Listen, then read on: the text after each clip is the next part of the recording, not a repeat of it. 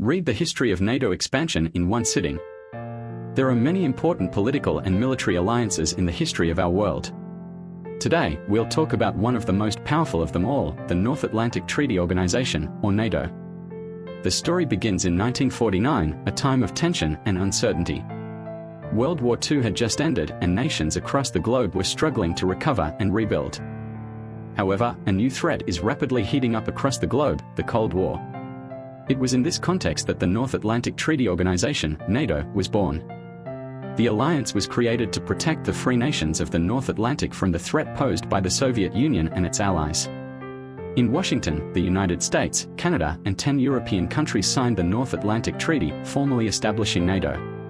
Together, these countries promised that if any member was attacked, all the others would consider themselves attacked and would take collective defensive action.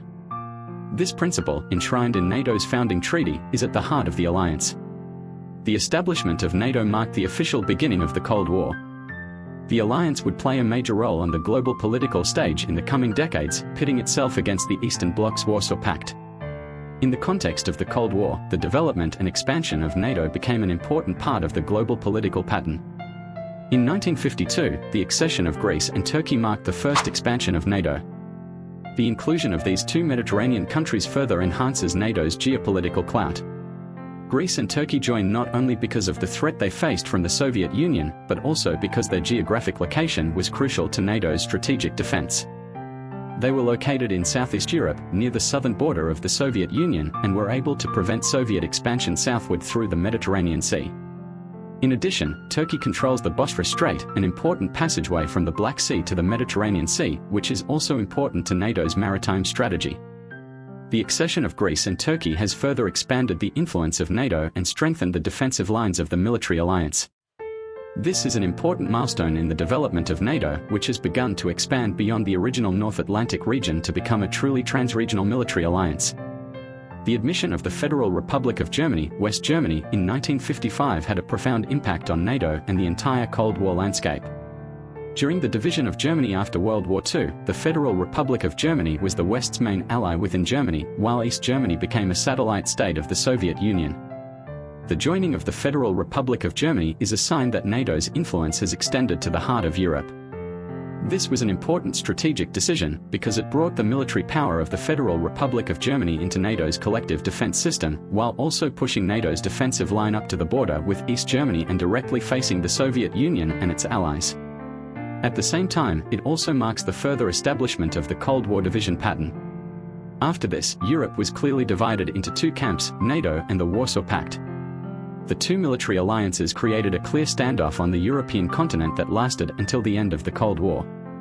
The accession of the Federal Republic of Germany has undoubtedly strengthened the military strength and strategic position of NATO. However, it also increased Cold War tensions, making Europe the main battlefield of the Cold War between the two superpowers. In 1982, the accession of Spain further strengthened NATO's southern flank. Spain is located in the southwest corner of Europe, close to the Mediterranean Sea, and its geographical position is very important to the strategic layout of NATO. Spain's accession not only enhances NATO's military presence in the Mediterranean, but also enhances NATO's strategic control over the Mediterranean region. In addition, Spain's accession also provides NATO with an additional line of defense on the southern flank of the European continent, which is important to deter potential threats from the south. Until then, Spain had maintained a neutral stance. However, as the Cold War dragged on and the Soviet Union threatened, Spain opted to join NATO in search of stronger security guarantees. This marked a major change in Spain's foreign policy and a further expansion of NATO's influence. The accession of Poland, the Czech Republic and Hungary in 1999 marked a new phase in NATO's expansion. For the first time since the end of the Cold War, NATO has extended its influence to former Warsaw Pact members. The accession of these three countries is of great significance to the strategic layout of NATO. First, all three countries are located in the heart of Europe, and their accession pushes NATO's defenses further into Eastern Europe. Second, all three countries were former Soviet satellites, and their accession marked the extension of NATO's influence into the former Soviet sphere of influence. The expansion also had a profound impact on the nature and purpose of NATO. The purpose of NATO's existence has changed since the end of the Cold War. It was no longer just about countering the Soviet Union, but about maintaining stability and security in Europe. Therefore, this expansion is seen as an important step for NATO to achieve its new goals under new historical conditions. In 2004, the largest expansion in NATO's history took place, including the accession of the 3 Baltic states, Estonia, Latvia, Lithuania, and 7 countries, Bulgaria, Romania, Slovakia, and Slovenia. The importance of this expansion is that it extends NATO's reach into the territory of the former Soviet Union, particularly the 3 Baltic states that were once part of the Soviet Union.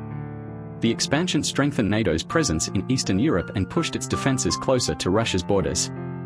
Moreover, most of these new members are former Soviet satellites or former communist states, further reducing Russia's influence in Eastern Europe and further expanding NATO's sphere of influence.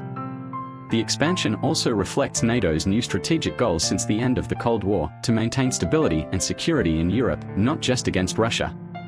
The accession of these new members will help NATO to achieve this goal, because they are all part of Europe, and their security is directly related to European stability.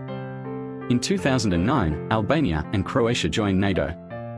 The accession of Albania and Croatia in 2009 marked the expansion of NATO's influence in the Balkans. The inclusion of these 2 countries, which have experienced many conflicts in their history, not only promotes stability in the region, but also provides NATO with a new strategic position, which can help deter potential conflicts and protect Europe's southern borders. In 2017, the accession of Montenegro further weakened Russia's influence in the Balkans. Montenegro is geographically located in a strategic place in Europe, and its membership in NATO plays an important role in maintaining stability and security in Europe. The move shows that NATO is actively expanding its influence in Eastern Europe and further encircling Russia. In 2020, the accession of North Macedonia will further strengthen NATO's influence in the Balkan region. North Macedonia is an important country in the Balkans, and its membership would help strengthen NATO's stability in the region while further limiting Russia's influence. The accession of Finland in 2023 extended NATO's influence to Russia's northwestern borders. Finland shares a 1,300 km border with Russia, and its accession to NATO undoubtedly strengthens the alliance's presence in the region, a clear show of strength and resolve to Russia. In 2024, Sweden joined the alliance, extending its influence further to Scandinavia. Sweden is an important country in Northern Europe, and its membership will help strengthen the stability of NATO in the region, while further limiting Russia's influence in Northern Europe. Since its creation in 1955, NATO has expanded from 12 founding members to 32. These countries are located in North America and Europe and include some of the world's most powerful economic and military powers. NATO's rapid expansion and continued presence attests to its importance in the field of international security and politics. NATO's primary objective is to protect the security of its members through collective defense. Under NATO's charter, if any member is attacked, the other members will consider it an attack on themselves and are obliged to come to their aid.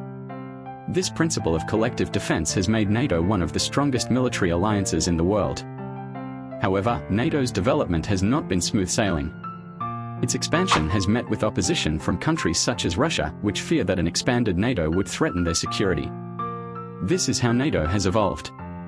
Thanks for watching, and we'll see you next time.